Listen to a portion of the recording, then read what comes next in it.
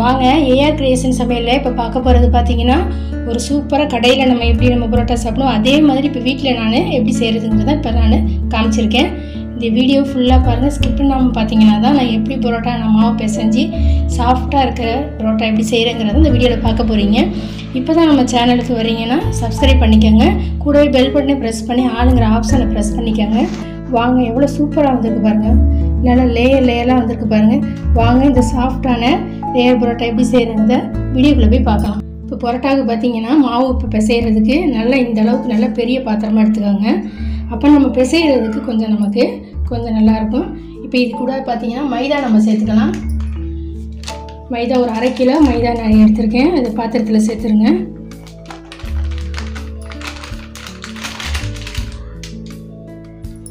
இப்போ மாவுக்கு நடுவில் பார்த்தீங்கன்னா இந்த மாதிரி பள்ளம் இந்த மாதிரி நடுவில் இந்த மாதிரி பண்ணிக்கோங்க.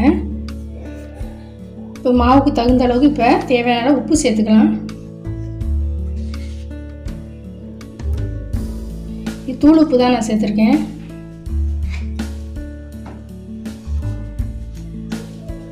பரோட்டா பார்த்தீங்கன்னா நல்லா சகப்பாகிறதுக்கு ஜீனி சேர்த்துக்கோங்க. ஒரு 2.5 ஸ்பூன் ஜீனி சேர்த்துக்கோங்க.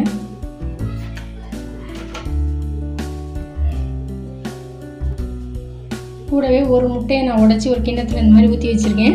இது மாதிரி ஊற்றிட்டு நீங்கள் சேர்த்திங்கன்னா தான் உங்களுக்கு முட்டை ஓடு இருந்தால் கூட நம்ம தனியாக எடுத்துடலாம். இப்போ முட்டையும் சேர்த்துக்குவோம். இப்போ ஆயில் பார்த்தீங்கன்னா 2 டேபிள் ஸ்பூன் அளவுக்கு ஆயில் எடுத்திருக்கேன். எந்த ஆயிலாக இருந்தாலும் பரவாயில்ல, அதையும் சேர்த்துக்கோங்க. இப்போ மாவெல்லாம் பார்த்தீங்கன்னா இப்படி உள்ளே தள்ளுங்க, மிக்ஸ் பண்ணுங்கள். இப்போ நல்லா இந்த அளவுக்கு கலந்து விட்ட பிறகு இப்போ தண்ணி சேர்த்து நம்ம பிசைஞ்சிக்கலாம்.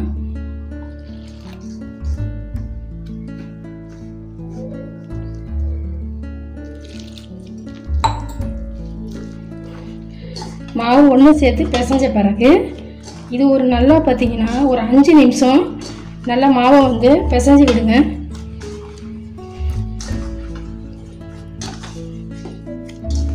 இப்போ மாவு பார்த்தீங்கன்னா ஒரு 5 நிமிஷமும் நல்லா கையிலே நல்லா பிசைஞ்சிட்டேன். மாவு பார்த்தீங்கன்னா லூஸாக இருக்கணும் பாருங்கள்.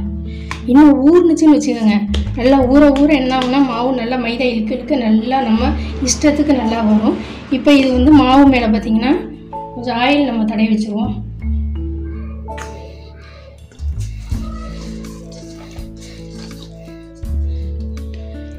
இப்போ இந்த மாவு பார்த்தீங்கன்னா ஒரு 4 to 5 மணி நேரம் நல்லா நம்ம ஊற வச்சிடணும். நான் இப்போ பார்த்தீங்கன்னா மணி பார்த்தீங்கன்னா ஒரு 1:30 மணி ஆகுது. இப்போ நான் மாவு பிசைஞ்சிருக்கேன். இப்போ நைட்டு நம்ம 7:30 ஒரு 8 மணிக்கு நமக்கு பரோட்டா போடுறதுக்கு சரியாக இருக்கும். இதை நம்ம ஊற வச்சுருவோம். மேலே பார்த்தீங்கன்னா இந்த மாதிரி ஈரத்தில் துணியை நினச்சி நல்லா புழிஞ்சு எடுத்திருக்கேன். புழிஞ்சு எடுத்ததை இப்போ பார்த்தீங்கன்னா மாவை சுற்றியில் இந்த மாதிரி துணியால் இந்த மாதிரி கவர் பண்ணிடுங்க. அது பாட்டுக்கு ஒரு சைடு அப்படியே இருக்கட்டும். இப்போ பார்த்தீங்கன்னா பரோட்டாவுக்கு மாவு பிசைஞ்சு கிட்டத்தட்ட 4 மணி நேரம் ஆயிடுச்சுங்க. இப்போ இதை நம்ம இந்த துணியை எடுத்துகிட்டு ஓப்பன் பண்ணிடுவோம்.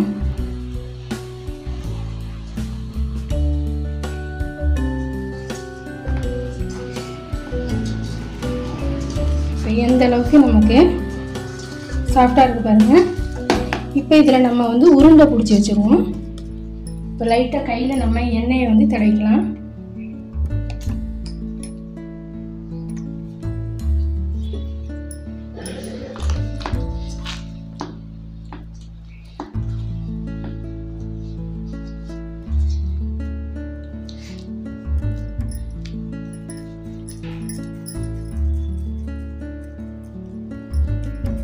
இந்த மாதிரி சிலிண்டர் மாதிரி இந்த மாதிரி உருட்டிக்கோங்க. உருட்டிட்டு நமக்கு எந்த அளவுக்கு பீடா பெருசாக வேணுமா சின்னதாக வேணுமான்னு பார்த்துட்டு அந்த அளவுக்கு நம்ம பீடா நம்ம பிடிச்சிக்கணும். நான் கொஞ்சம் பெருசாகவே நான் பிடிச்சிருக்கேன். இந்த பாருங்கள், இப்போ இந்த சைஸ் நான் எல்லாமே இதே மாதிரி ரெடி பண்ணிடுறேன். இப்போ பீடா பார்த்தீங்கன்னா எல்லா பீடாவே நான் ரெடி பண்ணிட்டேன் பாருங்கள். இப்போ இது மேலே ஆயில் நம்ம அப்ளை பண்ணிடலாம். இப்போ மறுபடியும் பார்த்தீங்கன்னா ஈர துணியில் நம்ம திரும்ப ஒரு 2 மணி நேரம் இதை நம்ம மூடி வச்சிடலாம். இப்போ உருண்டை பார்த்தீங்கன்னா ஆயில் தடவி இது 1 மணி நேரம் நல்லா ஊறிடுச்சு. இப்போ நம்ம பரோட்டாவுக்கு இப்போ நல்லா தேய்ச்சிடலாம். நம்ம இந்த மாதிரி பூரி கட்டையிலையும் கொஞ்சம் ஆயில் அப்ளை பண்ணிக்கோங்க. இப்போ ஒரு உருண்டையை நல்லா இந்த மாதிரி கைகளால் இந்த மாதிரி பரப்பி விட்டுக்கோங்க.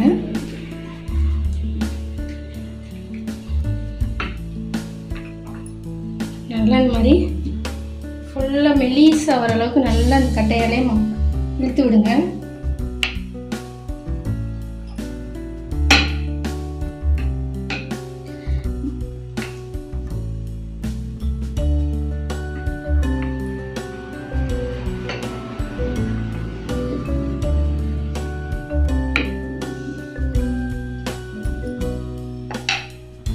நல்லா ஃபுல்லாக பார்த்தீங்கன்னா ஓரத்தெல்லாம் பார்த்தீங்கன்னா நல்லா மெலிசாக வந்திருக்கு பாருங்கள். இந்த அளவுக்கு இப்போ இதை எடுத்து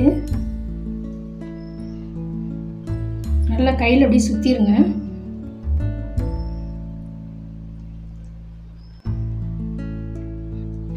எல்லாமே இதே போல் நம்ம சுற்றி ரெடி பண்ணி வச்சுக்கலாம். இப்போ எல்லாத்தையும் பார்த்தீங்கன்னா நல்லா சுற்றி புரோட்டாக்கு நல்லா மாவு ரெடி ஆகிடுச்சு. இப்போ நல்லா இந்த மாதிரி இந்த மாதிரி தேய்க்கிற கட்டையில் வச்சுக்கோங்க. இப்போ அடுப்பில் பார்த்தீங்கன்னா தோசைக்கல் நான் காய வச்சுருக்கேன். மீடியம் ஹீட்டில் தான் இருக்கணும், ரொம்ப ஹீட்டாக இருக்கக்கூடாது தோசைக்கல். இப்போ பார்த்தீங்கன்னா கொஞ்சமாக கையில் நம்ம எண்ணெய் பார்த்தீங்கன்னா அப்ளை பண்ணிக்கோங்க.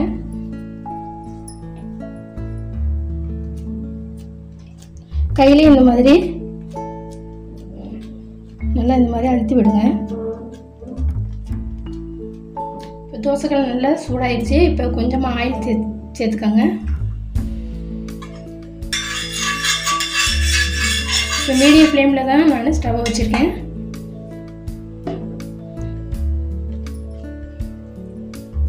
நம்ம தேய்ச்ச பரோட்டாவை இதில் சேர்த்துடலாம்.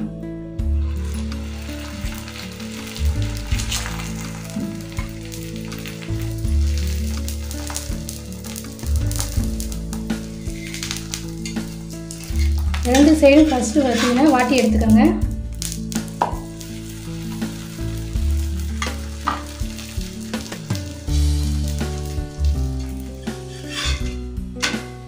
உள்ளே நமக்கு பரோட்டா நல்லா வெந்து வரணும். ரெண்டு சைடுமே பார்த்தீங்கன்னா நல்லா திருப்பி விட்டு ஃபஸ்ட்டு வாட்டி எடுத்துக்கோங்க.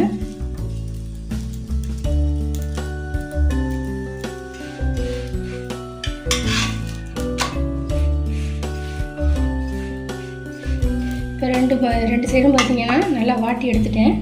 இப்போ ஆயில் நம்ம சுற்றிலும் சேர்த்துக்கலாம்.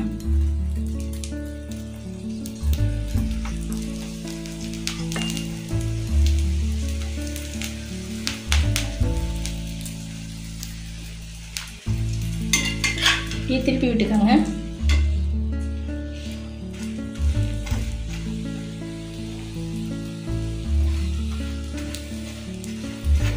சுற்றி இப்படி விட்டிங்கன்னா தான் நல்லா பரோட்டா பார்த்து எல்லா சைடுமே நமக்கு வெந்து வரும்.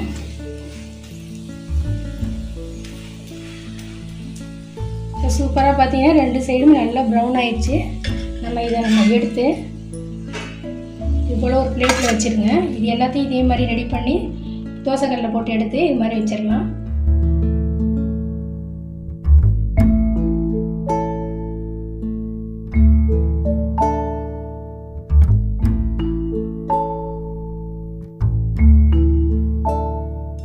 சூப்பராக எல்லா பரோட்டையும் நான் போட்டு எடுத்துட்டேன் பாருங்கள். நல்லா வந்திருக்கு பாருங்கள்.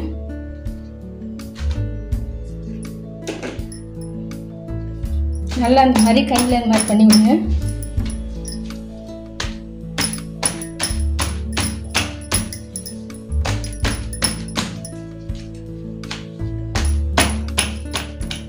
எவ்வளோ சூப்பராக லேயராக நல்லா வந்திருக்கு பாருங்கள். சாஃப்டாக இருக்குது பாருங்கள்.